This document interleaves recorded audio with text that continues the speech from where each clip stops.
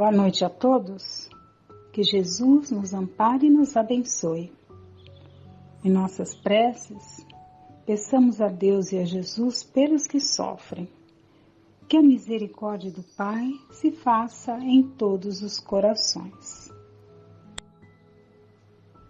Pai nosso que estais no céu, santificado seja o vosso nome. Venha a nós o vosso reino. Seja feita, Pai, a vossa vontade, assim na terra como no céu. O pão nosso de cada dia dá-nos hoje. Perdoai as nossas dívidas, assim como nós perdoamos aos nossos devedores. Não nos deixes, Senhor, cairmos em tentação. Livra-nos do mal. Que assim seja, Pai. Graças a Deus. Do Evangelho segundo o Espiritismo, por Allan Kardec, capítulo 28, coletânea de preces espíritas. Prece no momento de dormir. É o item 38. Prefácio. O sono é o repouso do corpo, mas o espírito não necessita desse repouso. Enquanto os sentidos se entorpecem, a alma se liberta parcialmente da matéria, gozando das suas faculdades espirituais. O sono foi dado ao homem para a reparação de suas forças orgânicas e das suas forças morais, enquanto o corpo recupera as energias gastas no estado de vigília. O espírito vai se retemperar entre os outros espíritos. É então que ele tira de tudo que vê, de tudo que percebe e dos conselhos que lhe são dados, as ideias que lhe ocorrem depois em forma de intuições. É o retorno temporário do exilado à sua verdadeira pátria, a liberdade momentaneamente concedida ao prisioneiro. Mas acontece, como no caso dos prisioneiros perversos, que o espírito nem sempre aproveita esse momento de liberdade para o seu adiantamento. Se conserva maus instintos, em vez de procurar a companhia dos bons espíritos, busca a dos seus semelhantes e dirige-se aos lugares em que pode liberar as suas más inclinações. Aquele que se acha compenetrado dessa verdade, eleve o seu pensamento no momento em que sente aproximar-se o sono. Solicite o conselho dos bons espíritos e daqueles cuja memória lhe seja cara, a fim de que venham assisti-lo no breve intervalo que lhe é concedido. Se assim fizer, ao acordar se sentirá fortalecido contra o mal, com mais coragem para enfrentar as adversidades. Prece. Minha alma vai encontrar-se por um instante com os outros espíritos. Que venham os bons ajudar-me com seus conselhos.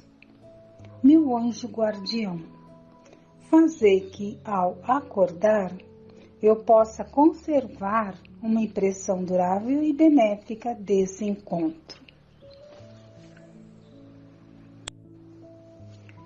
Será que temos consciência da importância dos momentos em que nosso corpo dorme?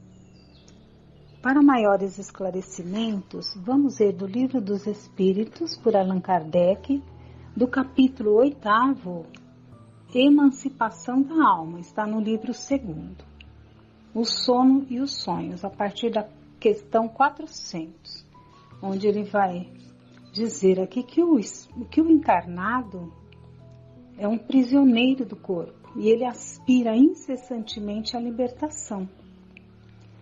Na questão 401, Kardec pergunta: durante o sono, a alma repousa como o corpo? Resposta dos espíritos superiores: não, o espírito jamais fica inativo.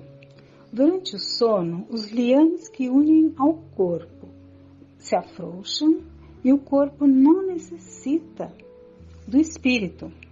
Então ele percorre o espaço e entra em relação mais direta com os outros espíritos. 402. Como podemos avaliar a liberdade do espírito durante o sono? Pelos sonhos. Sabeis que quando o corpo repousa, o espírito dispõe de mais faculdades que no estado de vigília. Tem a lembrança do passado e às vezes a previsão do futuro. Adquire mais poder e pode entrar em comunicação com os outros espíritos, seja deste mundo ou seja do outro. Nesta mesma questão, mais à frente, a resposta continua.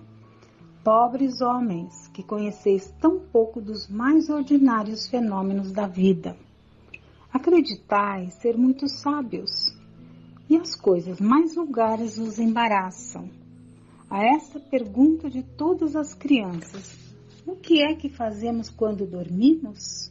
O que são os sonhos? Ficais sem resposta. O sono liberta parcialmente a alma do corpo. Quando o homem dorme, momentaneamente se encontra no estado em que estará de maneira permanente após a morte. Os espíritos que logo se desprendem da matéria ao morrerem tiveram sonhos inteligentes. Esses espíritos, quando dormem, procuram a sociedade dos que lhes são superiores. Viajam, conversam e se instruem com eles. Trabalham mesmo em obras que encontram concluídas ao morrer. Destes fatos deveis aprender, uma vez mais, a não ter medo da morte, pois morreis todos os dias, segundo a expressão de um santo. Na prece, no momento de dormir, estamos pedindo aos bons espíritos que nos deem seus conselhos e ao anjo guardião que faça com que conservemos a impressão durável e benéfica deste encontro.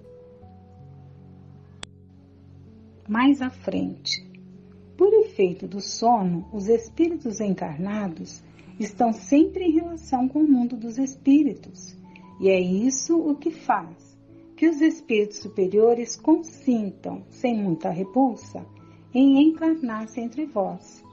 Deus quis que durante o seu contato com o vício, pudessem eles retemperar-se na fonte do bem para não falirem, e eles que vinham instruir os outros. O sono é a porta que Deus lhes abriu para o contato com seus amigos do céu. É o recreio após o trabalho, enquanto esperam um grande livramento, a libertação final, que deve restituí-los ao seu verdadeiro meio. O sonho é a lembrança do que o vosso espírito viu durante o sono. Mas observai que nem sempre sonhais, porque nem sempre vos lembrais daquilo que vistes, ou de tudo o que vistes. Por que não nos recordamos sempre dos sonhos? Vejamos a resposta dessa pergunta na questão 403.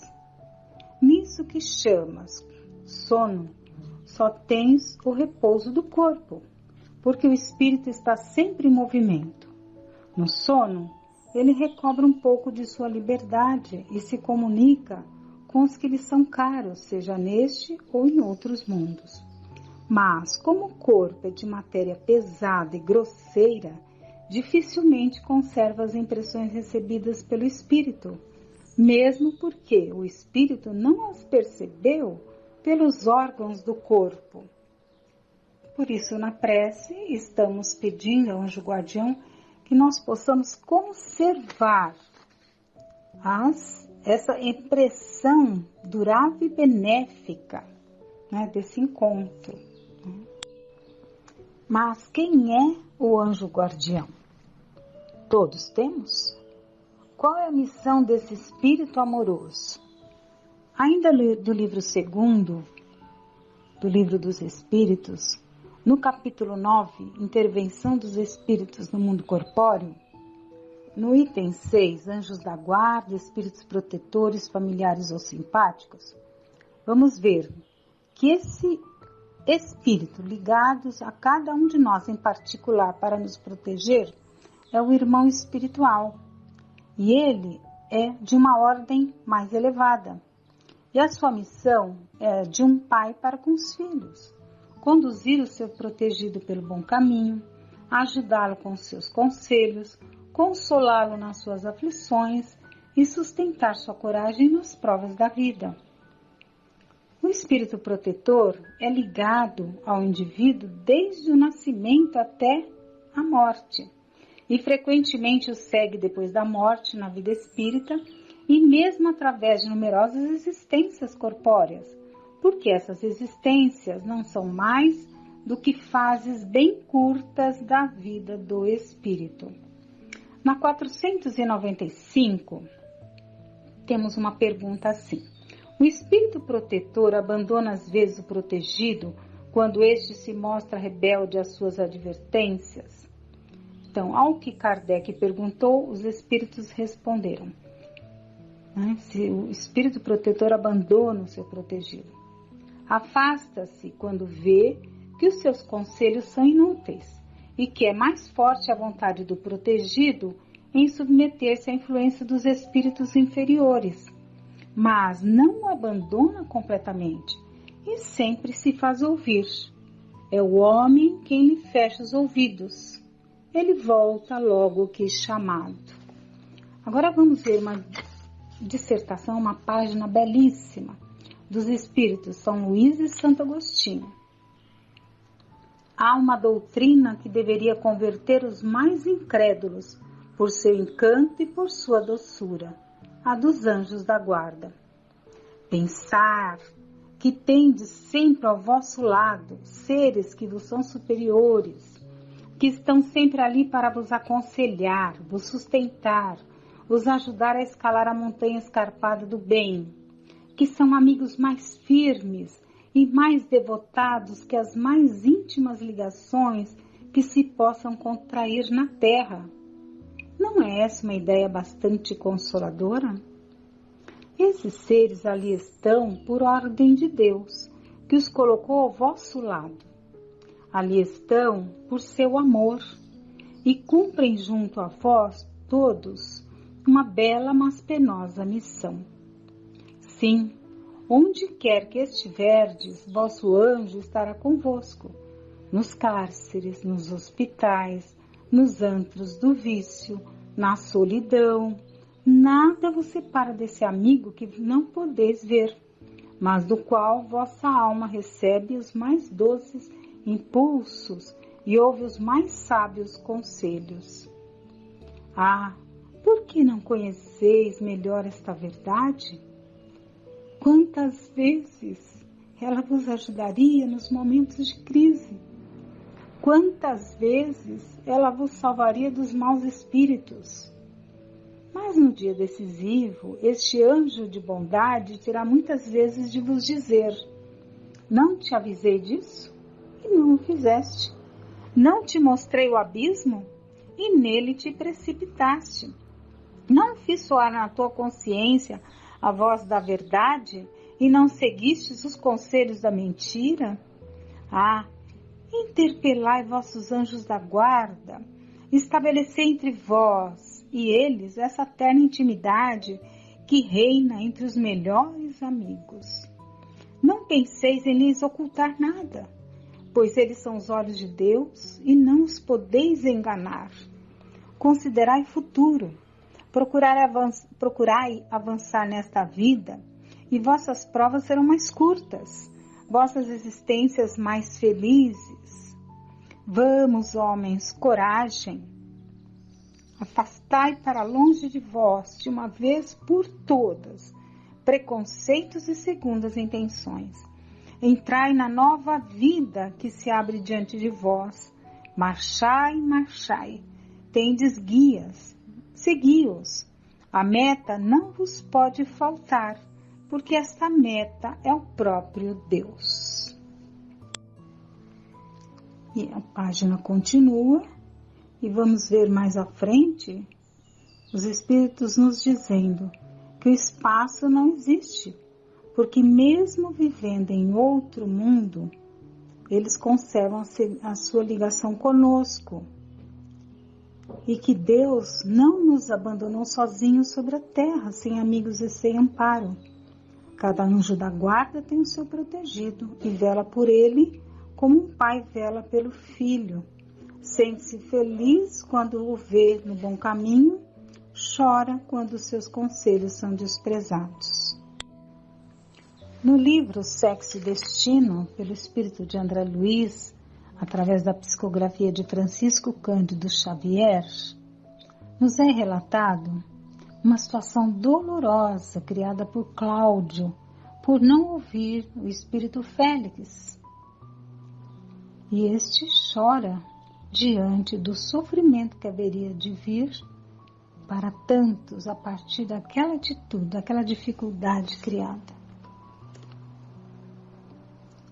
Mas agora pensando sobre como termos, como poderemos obter uma noite de sono proveitosa, vai depender de nosso dia, porque da maneira como nos conduzimos, através das atitudes, palavras, pensamentos e até sentimentos, estaremos nos sintonizando com os nossos afins, como que marcando encontro para a noite.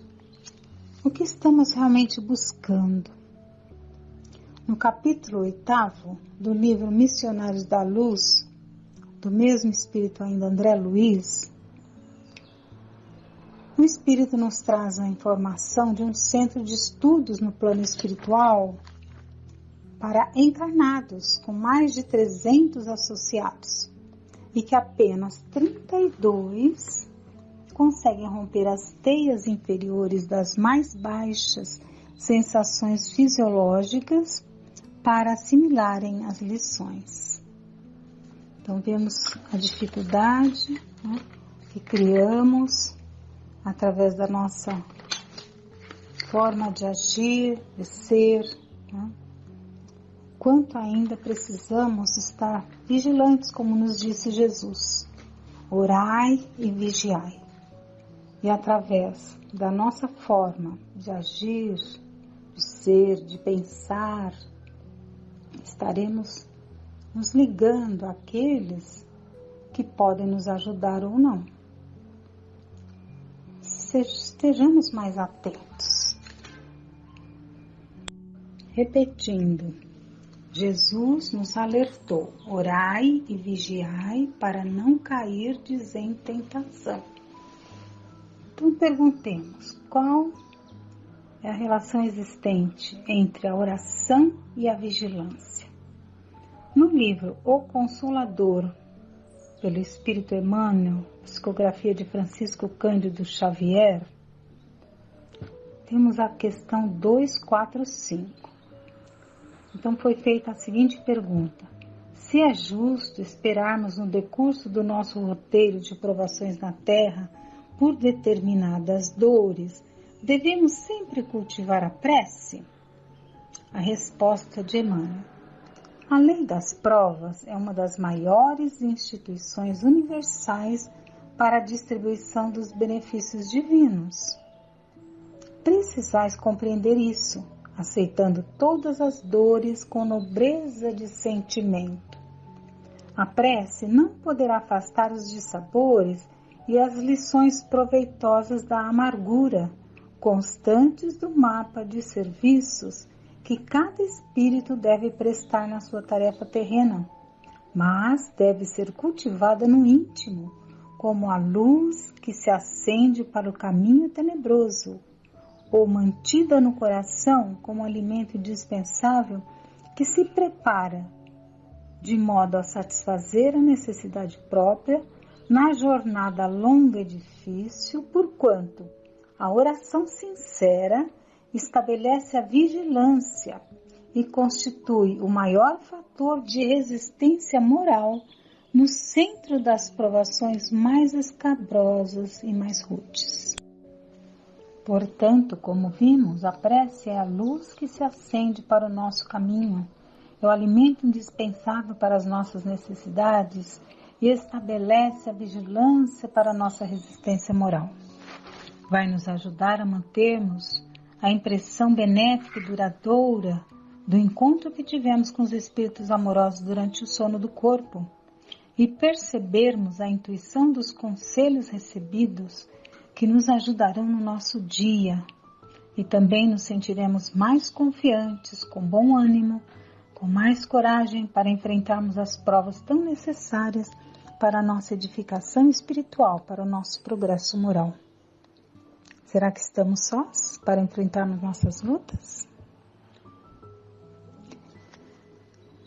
Que um dia possamos ser dignos desta bendita oportunidade, procurando praticar os ensinamentos trazidos por nosso Senhor Jesus Cristo. Agradeçamos a Deus todo o amparo que recebemos em todos os instantes. Que Deus nos abençoe.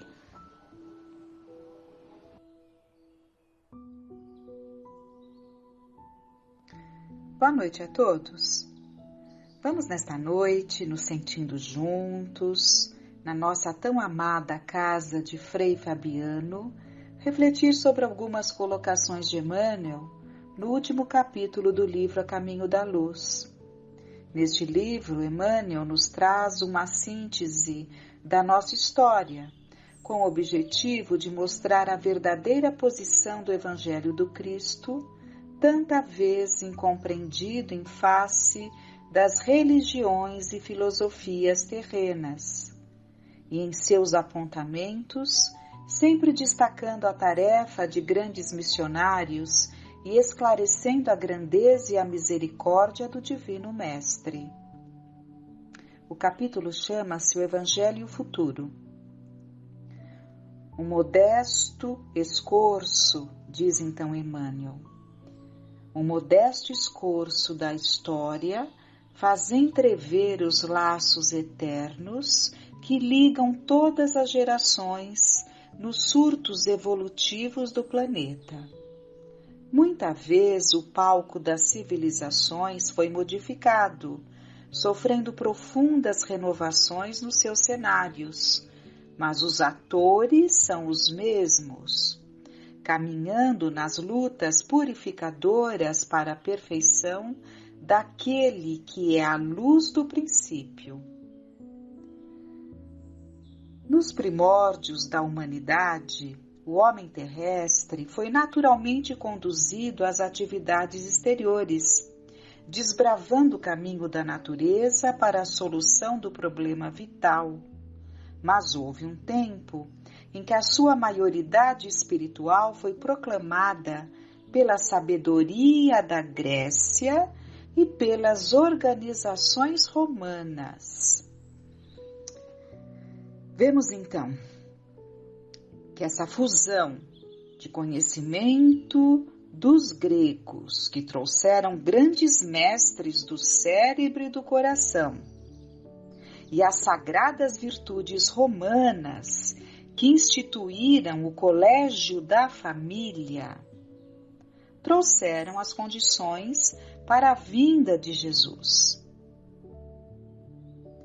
Nessa época, continua Emmanuel, a vinda do Cristo ao planeta assinalaria o maior acontecimento para o mundo, de vez que o Evangelho seria a eterna mensagem do céu, ligando a terra ao reino luminoso de Jesus, na hipótese da assimilação do homem espiritual com respeito aos ensinamentos divinos. Mas a pureza do cristianismo não conseguiu manter-se intacta. Tão logo regressaram ao plano invisível os auxiliares do Senhor, reencarnados no globo terrestre para a glorificação dos tempos apostólicos. O assédio das trevas avassalou o coração das criaturas. Decorridos 3 séculos da lição santificante de Jesus, surgiram a falsidade e a má-fé, adaptando-se às conveniências dos poderes políticos do mundo, desvirtuando-se-lhe todos os princípios, por favorecer doutrinas de violência oficializada. Então, nós vemos que Emmanuel fala do assédio das trevas, composta evidentemente por encarnados e desencarnados, que após os primeiros 300 anos de florescimento do cristianismo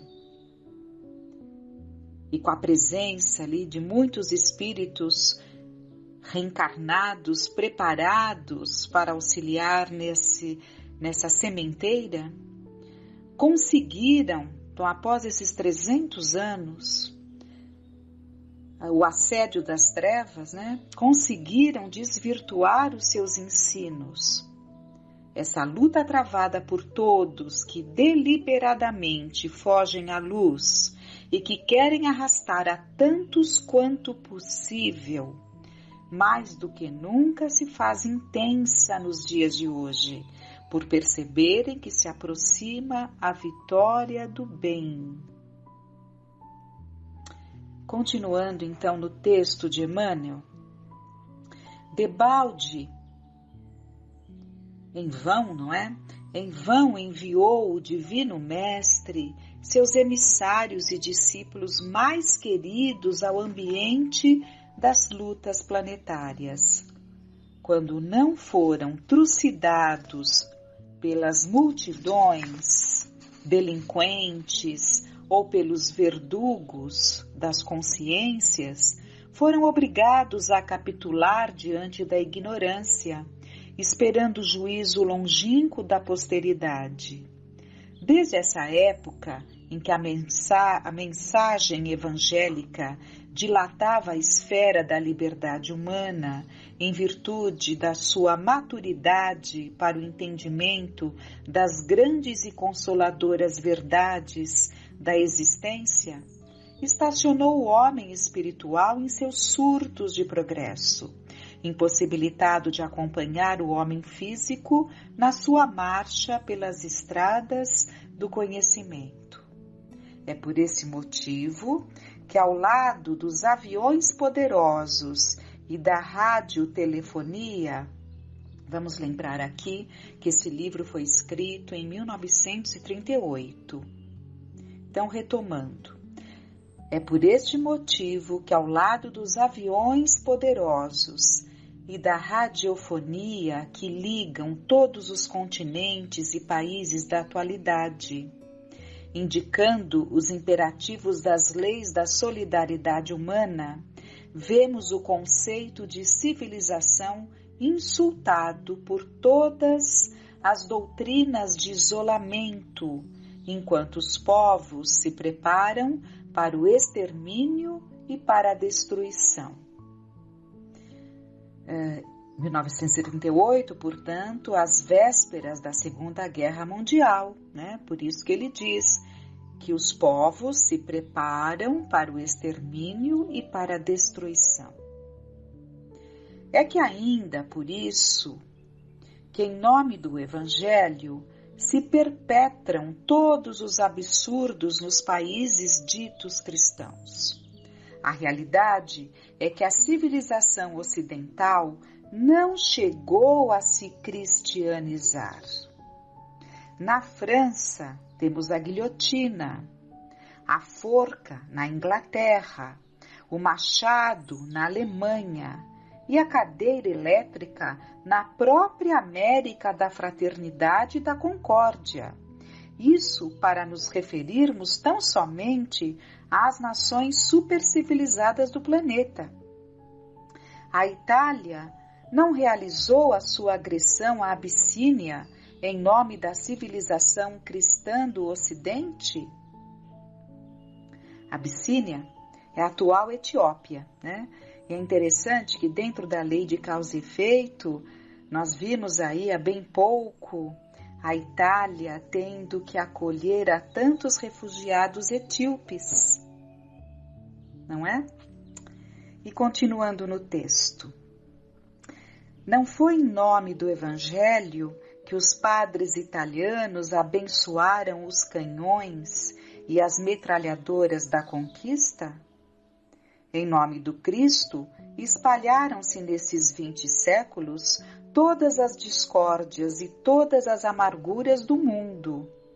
Mas é chegado o tempo de um reajustamento de todos os valores humanos. Se as dolorosas expiações coletivas preludiam a época dos últimos ais do Apocalipse, a espiritualidade tem de penetrar as realizações do homem físico, conduzindo-as para o bem de toda a humanidade. O Espiritismo, na sua missão de consolador, é o amparo do mundo neste século de declives da sua história. Só ele pode, na sua feição de cristianismo redivivo, salvar as religiões que se apagam entre os choques da força e da ambição, do egoísmo e do domínio, apontando ao homem os seus verdadeiros caminhos. No seu manancial de esclarecimentos, poder-se-á beber a linfa cristalina das verdades consoladoras do céu, preparando-se as almas para a nova era. São chegados os tempos em que as forças do mal serão compelidas a abandonar as suas derradeiras posições de domínio nos ambientes terrestres, e os seus últimos triunfos são bem o penhor de uma reação temerária e infeliz, apressando a realização dos vaticínios sombrios que pesam sobre o seu império perecível.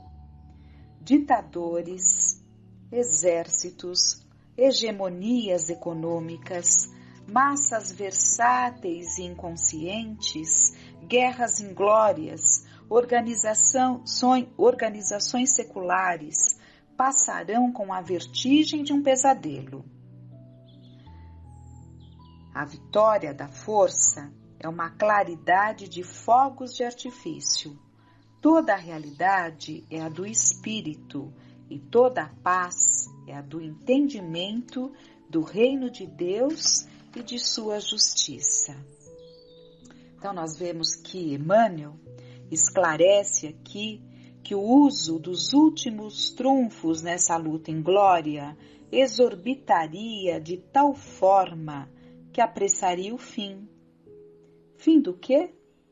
Daqueles que insistirem em manter-se surdo e cego às mudanças. O século que passa, portanto o século XX, efetuará a divisão das ovelhas do imenso rebanho. O cajado do pastor conduzirá o sofrimento na tarefa penosa da escolha e a dor se incumbirá do trabalho que os homens não aceitaram por amor. Uma tempestade de amarguras varrerá toda a terra. Os filhos da Jerusalém de todos os séculos devem chorar, contemplando essas chuvas de lágrimas e de sangue que rebentarão das nuvens pesadas de suas consciências enegrecidas. Alguns podem achar assustadoras as palavras de Emmanuel, mas foram também assustadoras as profecias do Cristo e de tantos que buscam nos alertar? E temos ouvido? Creio que não. Pelo menos não como deveríamos. Então, temos mais é que agradecer a estes que, por amor, não suavizam as palavras e nos acordam, nos dizendo que os últimos ais e toques da trombeta já se deram. Não podemos mais dizer aproximam-se os tempos, e sim os tempos são chegados. E continua Emmanuel. Condenada pelas sentenças irrevogáveis de seus erros sociais e políticos, a superioridade europeia desaparecerá para sempre, como o Império Romano, entregando à América o fruto das suas experiências com vistas à civilização do porvir. Vive-se agora na terra um crepúsculo ao qual sucederá profunda noite, e ao século XX compete a missão do desfecho desses acontecimentos espantosos. Todavia, os operários humildes do Cristo, ouçamos a sua voz no âmago de nossa alma. Bem-aventurados os pobres, porque o reino de Deus lhes pertence. Bem-aventurados os que têm fome e sede de justiça, porque serão saciados. Bem-aventurados os aflitos, porque chegará o dia da consolação. Bem-aventurados os pacíficos, porque irão a Deus. Sim, porque depois da treva surgirá uma nova aurora. Luzes consoladoras envolverão todo o orbe regenerado no batismo do sofrimento. O homem espiritual estará unido ao homem físico para a sua marcha gloriosa no ilimitado. E o Espiritismo terá retirado dos seus escombros materiais a alma divina das religiões que os homens perverteram, ligando-as no abraço acolhedor do cristianismo restaurado. O que vemos aí então? Vemos como sempre entendemos que não é o extermínio das diversas religiões, e sim acolhê-las no braço do cristianismo redivivo, que nos unirá a todos, que nos sentiremos filhos de um mesmo Pai, que tem muitas moradas para nos acolher a todos. Continua o texto. Trabalhemos por Jesus, ainda que a nossa oficina esteja localizada no deserto das consciências. Todos somos dos chamados ao grande labor, e o nosso mais sublime dever é responder aos apelos do escolhido. Revendo os quadros da história do mundo, sentimos um frio cortante nesse crepúsculo doloroso da civilização ocidental. Lembremos a misericórdia do Pai e façamos as nossas preces. A noite não tarda, e no bojo de suas sombras compactas, não nos esqueçamos de Jesus, cuja misericórdia infinita, como sempre, será a claridade imortal da alvorada futura, feita de paz, de fraternidade e de redenção. Então vamos lembrar aqui que nós brasileiros somos privilegiados, porque é aqui que o cristianismo redivivo floresceu e temos desfrutado deste reconforto para o nosso coração. Temos um tesouro que poucos têm lá fora.